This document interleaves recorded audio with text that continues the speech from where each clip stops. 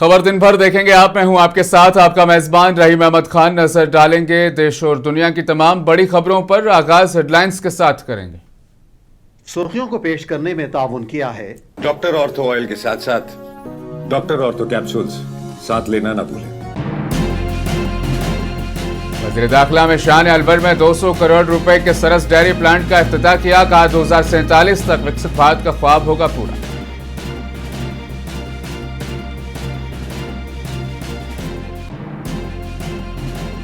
बेंगलुरु में run for Rajiv 2026 का इनेकाद। मुल्क भर के हजारों नौजवानों ने 5 किलोमीटर दौड़ में लिया हिस्सा।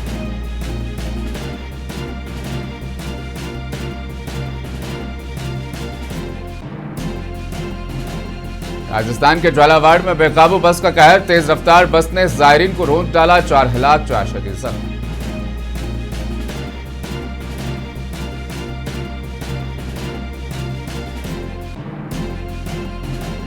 कतर ने 3 ईरानी पायलटों को यरगमाल बनाने के ईरानी दावे को किया मुस्तरद। तैयारा हादसा के बाद पायलट हुए तलाक।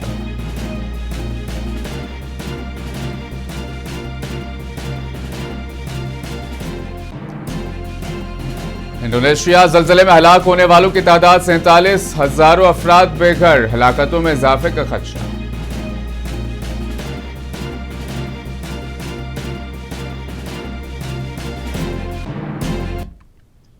मरकजी वज़ीर दाखिला अमित शाह ने अलवर में वर्चुअल तरीके से 200 करोड़ रुपए की लागत वाले नए सरस डेयरी प्लांट का इफ्तिताह किया और एक मेडिकल कॉलेज का संग बुनियाद रखा। इस मौके पर रियासती सतह पर वज़ीर आला रोजगार उत्सव का भी इनेकाद किया गया, जिसमें सरकारी मुलाजमीन के लिए मुंतखब होने वाले 10,548 नए मुलाजमीन को तकर्रुरी नामे भी दिए गए। तकरीब का मकसद नौजवानों को रोजगार के मौके फराहम करने और रियासत में सनअती व तिब्बी बुनियादी ढांचे को मजीद मजबूत बनाना है। तकरीब से खिताब करते हुए वज़ीर दाखिला अमित शाह ने कहा कि भारत को 2047 तक मुकम्मल तौर पर तरक्की याफ्ता मुल्क बनाने के लिए गरीबों, किसानों, नौजवानों और ख़वातीन को बाख्तियार बनाना इंतहाई ज़रूरी है। मित्रों, आज एक ही मन से मोदी साहेब का ज्ञान का संकल्प पूरा हो रहा है। उन्होंने ज्ञान की व्याख्या की। गरीब, युवा, अन्नदाता और महिला, नारी, ये मिलाकर ज्ञान होता है। और 2047 में अगर भारत को पूर्ण विकसित बनाना है तो ये युवा, गरीब, अन्नदाता और महिला को ताकतवान बनाना पड़ेगा।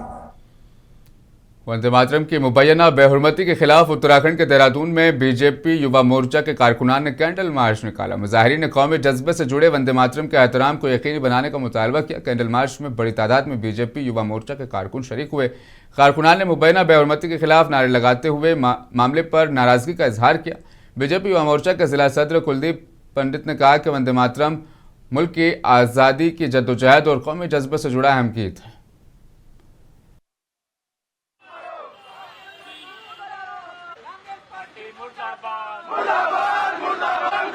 हमारी कोई मांग नहीं है। कल जो 15 अगस्त के दिन कांग्रेस मुख्यालय में जब वंदे मातरम गीत हो रहा था तिरंगा फहराने के दौरान, उस दौरान जो गीत को बीच में रोकाने का काम सोनिया गांधी द्वारा किया गया है, उसके विरोध में आज भारतीय जनता पार्टी के कार्यकर्ता भारी बरसात के बाद भी यहाँ पर मौजूद हैं और कैंडल मार्च करके उन्होंने अपना विरोध दर्ज कराया कि वो झारखंड के दारुल हुकूमत रांची में अदाकारा कोनिका सदानंद जेपीएससी और जेएसएससी के तलबा के एहतजाज में शामिल हुए। उन्होंने तलबा के मुतालबात की हिमायत करते हुए रियासती हुकूमत से उनके मसाइल हल करने की अपील की।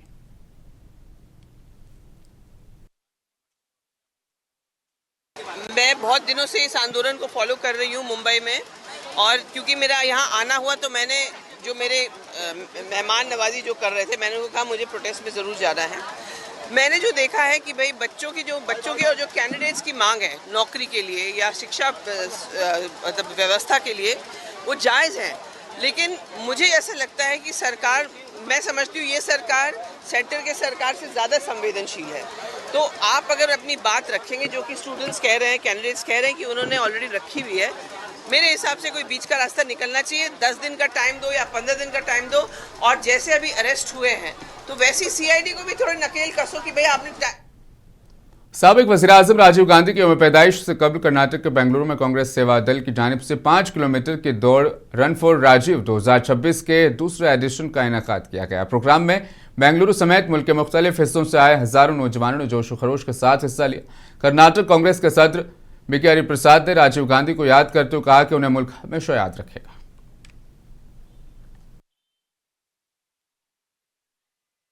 Well, Rajiv Gandhi is remembered forever in this country. He was a youth icon way back in 80s. His vision has made Bangalore city as the second largest telecom city of the world. The youngsters want to remember him through the run. So Congress Sevadal has organized the marathon for these youngsters to remember in the name of Rajiv Gandhi. All are celebrating his birthday. Chief organizer of our Sevadal, Mr. Srinivas, has successfully organized Run for Rajiv for the second year. And in this second edition, thousands and thousands of youths of Bangalore and across have come here to participate in this 5K run. I wish that CJP के chief तर्जुमान Saurabh दास ने CJP के member Abdul के वालिद पर हुए हमले और उनकी मौत पर गहरे दुख का इजहार किया। मीडिया से बात करते हुए सौरभ दास ने कहा कि हम कल मगरिबी बंगाल जाएंगे, अब्दुल से और उनके घर वालों से मुलाकात करेंगे, साथ ही हमलावरों को कड़ी से कड़ी सजा देने की पुलिस से मांग करेंगे। देखिए, हम लोगों ने एक कैंपेन लॉन्च किया, स्कूल ठीक करो। इसमें हम लोगों ने लोगों को बोला एंड पेरेंट्स को बोला कि अपने अपने पास वाले लोकल गवर्नमेंट स्कूल्स पे आप जाइए एंड वहां पे जाके एक सोशल ऑडिट करिए, देखिए कि वहां पे क्या क्या खराब है। अब जब ये हम लोगों ने कैंपेन लॉन्च किया, 13 तारीख को अब्दुल नाम के एक 26 साल के व्यक्ति है जो यहाँ पे भी हमारे साथ चलो संसद वाले प्रोटेस्ट में, जनता मंतर वाले प्रोटेस्ट में उन्होंने भाग लिया था। तो वो सीजेपी के मेंबर अब्दुल उन्होंने 13 तारीख को अपने लोकल गवर्नमेंट स्कूल वहां पे गए बंगाल में एंड वहां पे जाके टीचर से बोला कि हम आके ऑडिट करेंगे इसका नेक्स्ट डे। उसी रात को बीजेपी के जो गुंडे हैं वो आए अब्दुल के घर एंड उनको बहुत ब्रूटल तरीके से पीटा। उनके पापा जब अब्दुल को बचाने लगे तो उनके पापा को भी पीटा एंड ऐसा पीटा कि उन्होंने जान ले ली। कल हम लोगों को पता चला कि तबीयत उनकी बहुत खराब हो गई थी अब्दुल के पापा की एंड शाम तक वो गुजर गए। तो बहुत बहुत निंदनीय चीज है, ऐसा हो रहा है। हम लोग तो एक कैंपेन चला रहे कि गवर्नमेंट स्कूल्स ठीक करें, मतलब इसमें बताइए सब लोगों को सपोर्ट करना चाहिए, कोई भी विचारधारा के लोग हो। लेकिन पीडीपी की सदर महबूबा मुफ्ती ने जम्मू कश्मीर के राजौरी जिले के सैलाब से मुतासरा मुख्तलिफ इलाकों का दौरा किया और ज़मीनी सूरत-ए-हाल का जायजा लिया। उन्होंने मुतासरा खानदानों से मुलाकात करके उनके मसाइल सुने और हुकूमत से फौरी इमदाद फराहम करने की अपील की। मुफ्ती ने कुदरती आफत में जानी नुकसान के साथ साथ मकानात, ज़रई ज़मीन, कारोबार और पीने के पानी के बुनियादी ढांचे को पहुंचने वाले बड़े नुकसान पर तशवीश का इजहार किया है। दिलदोज़ वाक़या है ये। एक आदमी जो बेचारा नीड बेस 30 साल से काम कर रहा है और उसको उस वक्त ड्यूटी कर रहा था और उसी में उसकी जान चली गई और अभी तक उसकी मैयत भी नहीं लोगों को मिल रही है, घर वालों को मिल रही है। बहुत परेशान है लोग और बहुत गरीब है। मैंने इनका घर देखा, वो रहने के लायक नहीं, इतनी छोटी सी जगह में है। बार काउंसिल ऑफ इंडिया ने national academy of legal studies and research university यानी नलसर के 2026 बैच के तलबा के दाखिले को रोकने के लिए अपने हुक्म को वापस ले लिया। इन तलबा पर इल्ज़ाम था कि उन्होंने सीजेआई जस्टिस सूर्यकांत के खिलाफ मुहिम चलाई थी। इस दौरान तलबा तंजीम आयसा के कौमी सदर नेहा बोरा तलबा की हिमायत के लिए हैदराबाद पहुंच गई है। आज नेहा बोरा ने हैदराबाद के मशहूर कैफे लामकान में एक दानिश्वर कॉन्फ्रेंस से खिताब किया। कल नेहा बोरा आयसा के तेलंगाना तंजीम के साथ HCU का दौरा करेंगी और तलबा से बातचीत करेंगी। Tear gas shells, pellet guns, कीलों में घुसी हुई लाठियां, ये खाकर के जब हम शाम को बैठे हुए थे तो जब हमने वीडियोस देखी कि नई दिल्ली रेलवे स्टेशन पे जो ट्रेनें आ रही हैं ना, इतनी खचाखच भर के आ रही हैं कि ट्रेन रुकने पे ही स्टूडेंट स्पिल आउट हो जा रहे हैं बोगी से। क्यों? सिर्फ इसलिए क्योंकि उन्हें लगा कि हमारे दोस्त, हमारे क्लासमेट्स, हमारे साथी, हमारे कॉमरेड्स दिल्ली में अकेले मार नहीं खाएंगे, उनकी लड़ाई को हम मजबूत करेंगे। आप सबने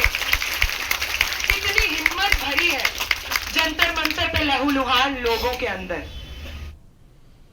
कर्नाटक में 15 अगस्त को जंगलाती महकमा के एहलकारों के मुबैना फायरिंग में हलाक होने वाले 3 अफराद के अहलखाना और मुकामी लोगों ने इंसाफ के मुतालबे को लेकर आज चामराजनगर और मैसूर में एहतजाज किया।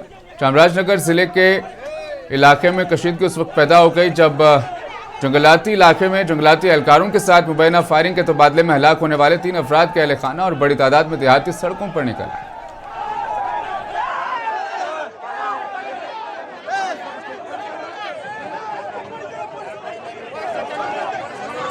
ಏನು ನಿನ್ನೆ ಘಟನೆ ನಡೆದಿದೆ ಆ ಘಟನೆ ಬಗ್ಗೆ ಎಲ್ಲೂ ನಡೆದಂಥ ಪ್ರಜಾಪ್ರಭುತ್ವ ದಿನ ರಾಷ್ಟ್ರದಲ್ಲಿ ಇಂಡಿಪೆಂಡೆಂಟ್ ಡೇನೇ ಅವತ್ತು ಕಗ್ಗೊಲೆ ಮಾಡಿದ್ದಾರೆ, 3 ಜನ ಕೊಲೆ ಮಾಡಿದ್ದಾರೆ। ಹಾಗಾಗಿ ತಕ್ಷಣ ಅರಣ್ಯ ಸಚಿವರು ನೈತಿಕ ಹೊಣೆ ಹೊತ್ತು ರಾಜೀನಾಮೆ ಕೊಡಬೇಕು। अरुणाचल प्रदेश के अपर सुबनसिरी जिले में अचानक लैंडस्लाइडिंग के बायस 4 अफराद की मौत हो गई जबकि एक शख्स जख्मी बताया गया। हादसा सड़क की तामीर के दौरान पेश आया जब पहाड़ी से मलबा और मिट्टी अचानक नीचे आ गिरी। इसके जद में आने से मौके पर ही मौजूद कई अफराद दब गए। हादसे की इतला मिलते ही इमदादी और रेस्क्यू टीम मौके पर पहुंची और मलबे में फंसे अफराद को निकालने की कार्रवाई शुरू की। रेस्क्यू ऑपरेशन के दौरान 4 अफराद की लाशें बरामद हो गई है जबकि एक जख्मी शख्स को फौरी तौर पर अस्पताल मुंतकिल किया गया। राजस्थान के झालावाड़ जिले में एक तेज रफ्तार निजी बस ने सड़क किनारे खड़ी पिकअप गाड़ी में सामान रख रहे जायरीन के एक ग्रुप को टक्कर मार दी। हादसे में 4 अफराद की मौत हो गई जबकि 4 दीगर जख्मी हो गए हैं। पुलिस के मुताबिक हादसा इलाके में वाक़े पटलापिरा दरगाह लिंक रोड पर पेश आया। इब्तदाई तहकीकात में हादसे की वजह बस के ब्रेक फेल होने को बताया जा रहा है। इस हादसे में 4 अफराद की मौत हुई है और 4 जख्मी है जिनका इलाज जारी है। बस से ब्रेक नहीं लगना बताइए। अच्छा, अब इसमें चालक को डिटेन कर लिया और क्या कार्रवाई हो रही है अभी? विधि समझ जो भी हो कार्रवाई करेंगे। पोस्टमार्टम बिल्कुल कार्रवाई सर। 4 की मौत हुई है इसमें, है ना? बाकी घायल कितने पता है सर? ओडिशा के केंद्रापाड़ा जिले में कौमी शाहरा 53 का एक हिस्सा अचानक धंस जाने से सामान से लदे 3 ट्रक उलट गए। हादसे के बाद शाहरा पर ट्रैफिक की आमद रफ्त मुतासिर हो गई। इब्तदाई इतलात के मुताबिक सड़क का एक हिस्सा धंसने के बायस वहां से गुजर रहे 3 ट्रक अपना तवाजुन बरकरार न रख सके और सड़क पर ही उलट गए।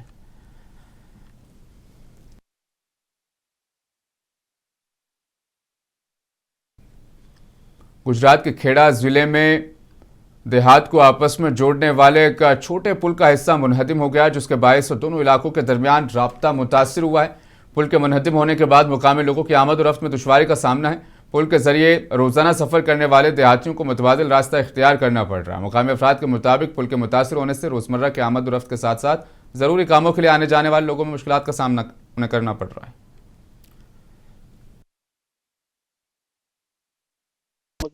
आज सुबह मतलब पानी का जो धुआं पानी से जो नीचे इरोजन हुआ है मिट्टी का, उसकी वजह से उसका पीयर सेटल होने की वजह से ग्रेजुअली ब्रिज सेटल होके ढह गया है और उसमें कोई जानहानि नहीं हुई है। सदर ये जो ब्रिज था वो वाहन व्यवहार के लिए प्रतिबंधित किया हुआ था, उसमें कोई कैजुअलिटी नहीं हुई है और ये आरएनबी पंचायती विभाग द्वारा इसकी दरखास्त भी नया करने के लिए ऑलरेडी उन्होंने भेज दी है। हिंदुस्तान की यौम आज़ादी की तकरीबात के सिलसिले में न्यूयॉर्क के मशहूर टाइम्स स्क्वायर पर हिंदुस्तानी परचम लहराया गया। हिंदुस्तानी तारकीन वतन ने मुल्क का 80वां यौम आज़ादी जोशो खरोश और हिब्बुल-वतनी के जज्बे के साथ मनाया। तिरंगे की परचम कुशाई से टाइम्स स्क्वायर का इलाका कौमी रंग में रंग गया जबकि इस मौके पर हिंदुस्तानी बिरादरी की बड़ी तादाद ने भी शिरकत की।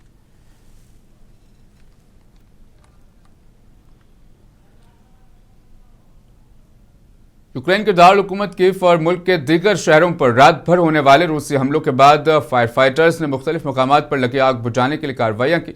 हमलों में कम अज़ कम 5 अफराद हलाक और मुतअद्दिद जख्मी हुए हैं। रूसी हमलों के दौरान कीव का एक मारूफ किताब बाजार भी जद में आ गया जहाँ आग भड़क उठी। फायर फाइटर्स ने रात भर कार्रवाई करते हुए आग पर काबू पाने की कोशिश की, मुतासिर इलाके को महफूज बनाने के इक़दाम किए।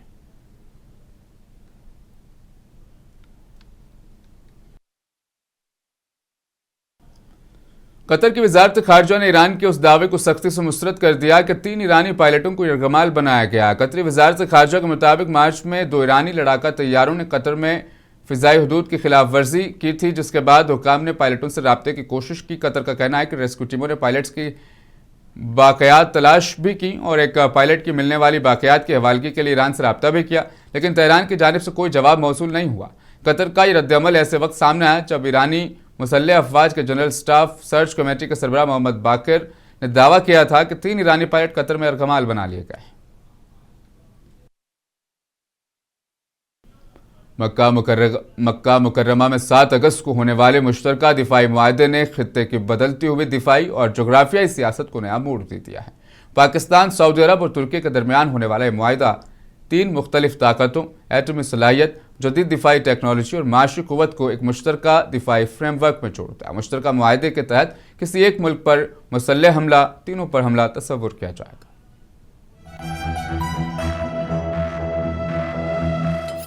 मक्का में तय पाने वाला सह फरीकी दिफाई मुआहिदा खित्ते में ताकत के बदलते हुए तवाजुन और उभरती हुई नई सिक्योरिटी सफबंदी की वाज़े अक्कासी करता है।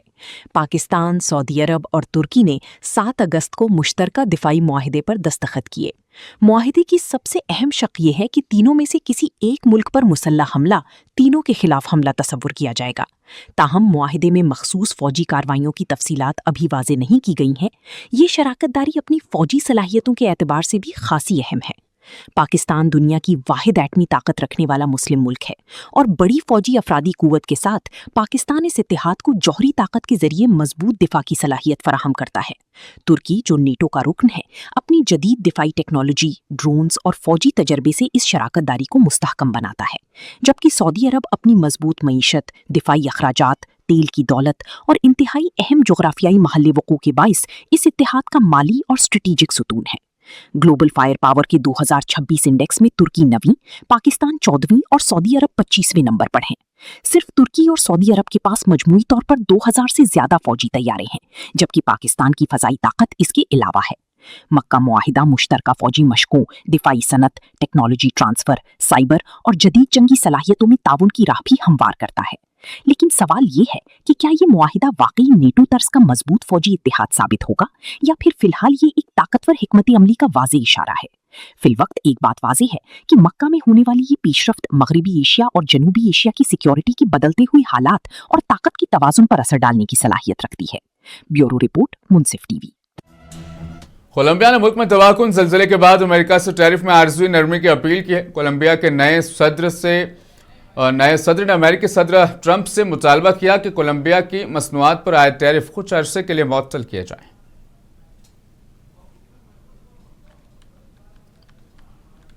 हमारी की रियासत इंडियाना में शदीद बारिश और सैलाब से कम अज कम 5 अफराद हलाक हो गए। मुसलसल बारिश के बायस दरियाओं में पानी रिकॉर्ड सतह पर पहुंच गया, जबकि मुतअद्दिद इलाकों में हंगामी हालात नाफिज कर दिए गए हैं। इंडियाना पुलिस में वाइट रिव्यू के किनारे रहने वाले शहरियों को महफूज मुकामात पर मुंतकिल किया जा रहा है।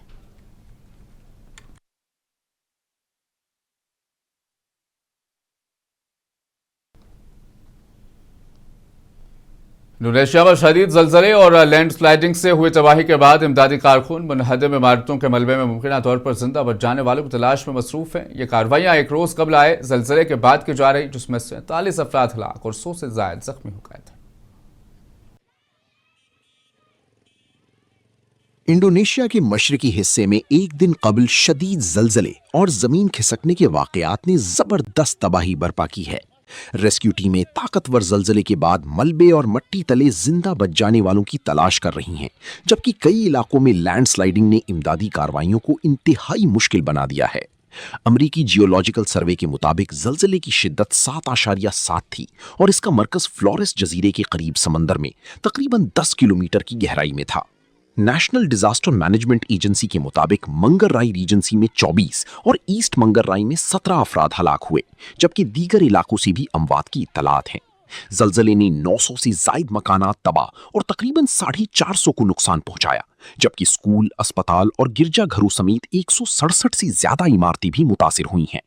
तकरीबन 5000 अफराद को आर्जी पनागाहों में मुंतकिल करना पड़ा, जबकि हजारों लोग आफ्टर शॉक्स के खौफ से खुली आसमान तली रात गुजारने पर मजबूर है। Ada goyangan gempa, soalnya lumayan besar tadi goyangannya itu, makanya kita semua pada lari. Ada yang masih tidur, kaget-kaget langsung lari, kebingungan. Landsliding से अहम सड़कें बंद होने के बायस दूर दराज इलाकों तक इमदाद पहुंचाना भी एक बड़ा चैलेंज बना हुआ है।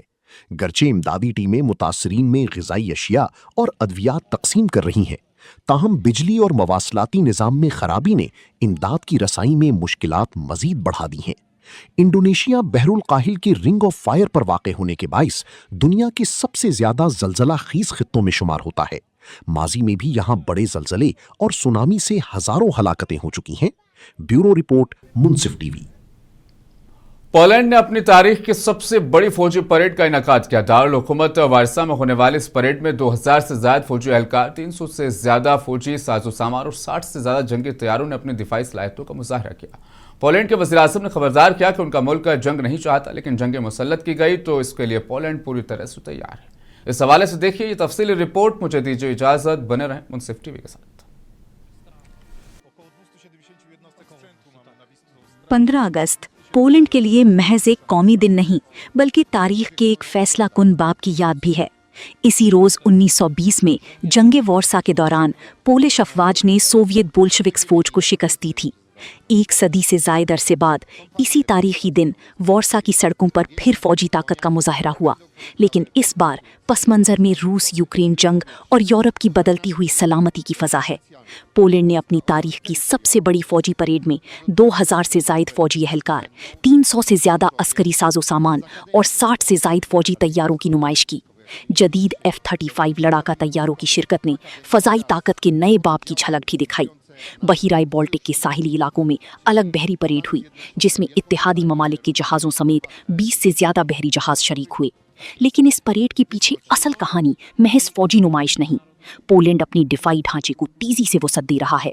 मुल्क ने जदीद लड़ाका तैयारों, अपाची हेलीकॉप्टरों, बहरी जंगी जहाज़ों और आबदोजों के हुसूल के जरिए अपनी फौज को जदीद खुतूत पर उस्तवार करने का अमल तेज कर दिया है। मकसद वाज़ेह है, नीटो से वाबस्ता यूरोप की मशरकी खित्ते को मजबूत बनाना और किसी भी मुमकिन खतरे के मुकाबले में अपनी दिफाई सलाहियत बढ़ाना। पोलैंड ने 2025 में अपनी जीडीपी का तकरीबन 4.7% दिफा पर खर्च किया, जबकि 2026 में ये शरह 5% तक बढ़ाने का मंसूबा है। पोलैंड की ये दिफाई दौड़ रूस यूक्रेन जंग के बाद यूरोप की बदलती हुई सिक्योरिटी मंजरनामे से बराह रास्त ताल्लुक रखती है। वॉर्सा के मुताबिक मशरकी सरहद के करीब जंग ने रिवायती दिफाई तस्वुरात को बदल दिया है। इसीलिए पोलैंड न सिर्फ अपनी फौज को मजबूत कर रहा है, बल्कि नीटो की मशरकी महाज पर भी अपना किरदार बढ़ा रहा है। और शायद इसीलिए वजीर आजम डोनाल्ड टस्क का पैगाम परेड की शोर से ज्यादा गूंजता दिखाई दिया। जंग से बचना है तो मजबूत और तैयार रहना होगा। सदर कारोल नवोरुकी ने भी कौमी सलामती और आने वाली नस्लों के तहफ्फुज को अव्वलीन तरजीह करार दिया। यूं वॉर्सा की सड़कों पर गुजरने वाली टैंक, आसमान में परवास करती जंगी तैयारी और समुंदर में आगे बढ़ती बहरी जहाज सिर्फ ताकत की नुमाइश नहीं, बल्कि एक ऐसे मुल्क का पैगाम है जो तारीख की तल्ख तजर्बात से सबक लेकर अपनी मुस्तकबिल को महफूज बनाने की तैयारी कर रहा है। ब्यूरो रिपोर्ट, मुंसिफ टीवी।